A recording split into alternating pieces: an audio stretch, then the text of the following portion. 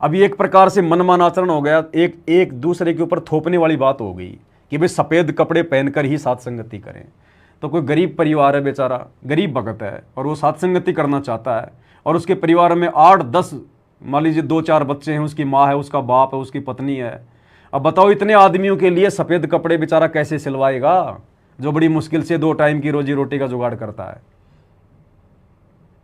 और फिर हर भक्तों ने सफ़ेद कपड़े सिलवाने पड़ेंगे। अब फिर ये एक प्रकार से फिर ये मनमाना आचरण हो गया, फिर हमारा गुरु नाराज होगा। तो बहन जी हम बिल्कुल, क्योंकि ये सहज मार्ग बताया ना गुरुदेव ने, सहज मार्ग, कपड़े का कोई रोल नहीं है। कितनी बार बताया गुरु जी ने, कपड़े का कोई रोल नहीं है। चाहे लाल कपड़े पहनो, चाहे पीले पहनो, चाहे सफ़ेद पहनो, कुछ भी पहनो। हाँ, दाढ़ी और मूछ भगत के रूप में, संत रूप में दाढ़ी और मूछें रखना बड़ी बड़ी, ये परमात्मा ने मना किया है। बाकी कपड़े चाहे कैसे पहनो, साफ सुथरे कपड़े हों, सुविधाजनक ढीले ढाले कपड़े होने चाहिए। अब देखो एक छोटी सी बात और बताता हूँ अब आपको। अब ये हमारी बहन है, देखो ये कौन सी बहन है, ये वाली बहन है हमारी, जिन्होंने ये संदेशा जो ये दिया था भक्तों को कि भाई सफ़ेद कपड़े पहनकर ही साथ संगति करें। अब ज्ञान आधार से अगर हम विचार करें तो गुरुदेव भगवान हमें सत्संगों में भी कहते हैं, और वैसे भी आश्रम में परमात्मा माता बहनों को खूब टोका करते थे कि भाई आपने ये यहां तक के ब्लाउज वगैरह नहीं पहनने, ये प्रदर्शन नहीं करना हमने बिल्कुल भी। आपकी चाहे प्रदर्शन करने की इच्छा है या नहीं है, लेकिन अगर हम संगत हैं, सतगुरु के बच्चे हैं, तो माता बहनों ने यहां तक के ब्लाउज वगैरह नहीं पहनने। बाजू परमात्मा ने बताई आपकी कोहनी से नीचे तक होनी चाहिए, कोहनी से नीचे तक की आपकी बाजू होनी चाहिए, ब्लाउज की या आपके कुर्ते की, या जो भी माता बहनें अपने शरीर के ऊपर जो भी कुछ धारण करती हैं उसकी बाजुएं ढीली ढाली होनी चाहिए और वो कोहनी से नीचे तक होनी चाहिए। ये है एक सभ्य माता बहन के लक्षण है, सतगुरु की प्यारी आत्मा के लक्षण है। अब इस आधार से देखें तो देखो बहन ने तो बिल्कुल टाइट वाला पहन रखा है ब्लाउज, और कोहनी से ऊपर तक पहन रखा है, जैसे पहले माता बहनें जिनको ज्ञान नहीं होता था वो पहना करती थी। और फिर देखो आप साथ संगति का लोगो डाल के गले में और दूसरों को फिर आप शिक्षा दे रही हो।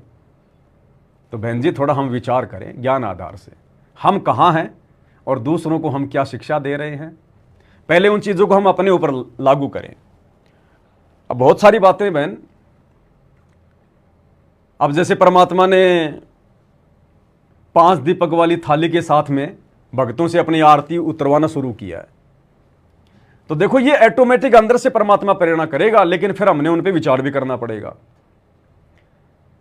अब दास शुरू से ही परमात्मा की जो आरती करता है, जब से परमात्मा ने ये आरती वाली जो थाली वाला जो शुरू करवाया है, 5 दीपक वाली आरती से थाली उतारना, दास ने कभी भी कोई टी शर्ट नहीं पहनी, हाफ बाजू की कोई शर्ट नहीं पहनी, जबकि दास तो वैसे भी ढीला ढाला ही पहनता है। एक दिन एक भगत हाफ बाजू की शर्ट पहन के, या एक भगत का वीडियो आया, वो हाफ बाजू की टी शर्ट पहन के आरती कर रहा था। मैंने उस वीडियो को देखा, तुरंत मेरे अंदर से प्रेरणा हुई, मुझे परमात्मा ने आदेश दिया कि बेटा संगत में वीडियो बना और भाई बहनों को समझा। तुम भगत हो, भगत परमात्मा के बच्चे हो, तुम सभ्य। जब भी आप अपने गुरुदेव भगवान की आरती उतारो, फुल बाजू की शर्ट होनी चाहिए और ढीली ढाली होनी चाहिए, टाइट नहीं होनी चाहिए बिल्कुल भी। हाफ बाजू की शर्ट और हाफ बाजू की टी शर्ट, हाफ बाजू का ब्लाउज, ये बिल्कुल भी नहीं चलेगा। विशेषकर परमात्मा की आरती उतारते समय बिल्कुल फुल बाजू का होना चाहिए कपड़ा।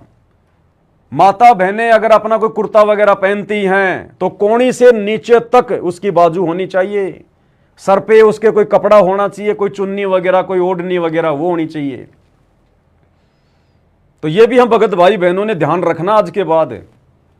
देखो ये इसी प्रकार से छोटी छोटी बातें आपको बताई जाएंगी। गुरु आपको कुछ नहीं बताएगा आने के बाद में। अब गुरु का जो काम था गुरु ने पूरा कर दिया। 30 साल से संघर्ष करके, दुनिया की गालियां खा खा के, इन शास्त्रों का रस निकाल के दे दिया, सत्संग भर भर के दे दिए, चिप में, मेमोरी कार्ड में, हर प्रकार से। अब गुरु दिमाग नहीं लगाएगा, फालतू में पंचायत लेके नहीं बैठेगा, ब्रह्मा का पिता कौन है, विष्णु की माता कौन है।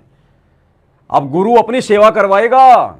अभी तक तो गुरु ने आप और हमारी सेवा की है, अब वो समय आ गया जब भगत गुरु को भगवान मान के उनकी सेवा करेंगे।